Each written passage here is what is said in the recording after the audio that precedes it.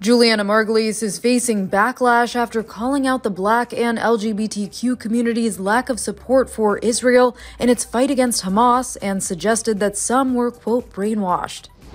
Margulies was on the November 21st episode of The Back Room with Andy Ostroy podcast to speak about her role on the morning show before the conversation shifted to anti-Semitism and the Israel-Hamas conflict. Margulies expressed her sadness that Black and LGBTQ plus people were supportive of Palestine and in her eyes were not supporting Israel in their fight against Hamas, especially as she believed Jews have supported the Black community. I'm the first person to march for Black Lives Matter. When that happened to George Floyd, I put a black screen on my Instagram, like I ran to support my Black brothers and sisters. She added, when LGBTQ people are being attacked, I run. I made a commercial for same-sex marriages with my husband in 2012.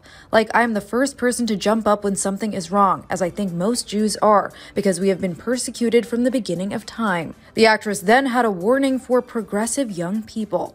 It's those kids who use pronouns who are spewing this anti-Semitic hate that have no idea if they stepped foot in an Islamic country. These people who want us to call them they, them, or whatever they want us to call them, which I have respectfully really made a point of doing, like be whoever you want to be. It's those people that will be the first people beheaded and their heads played with a soccer ball, like a soccer ball on the field. Margulies then brought up a Black lesbian organization at Columbia University who was reported to be disinviting Zionists from a film night. I want to say to them, you fucking idiots. You don't exist. Like, you're even lower than the Jews.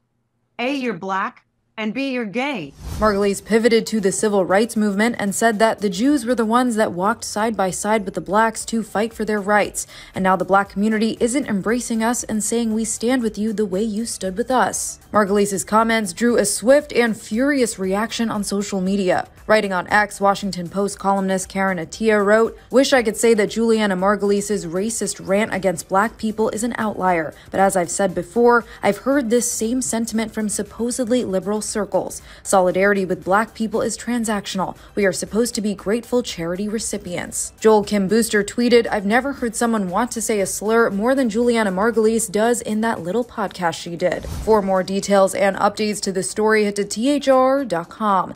And for the latest entertainment news and updates, keep watching the Hollywood Reporter News.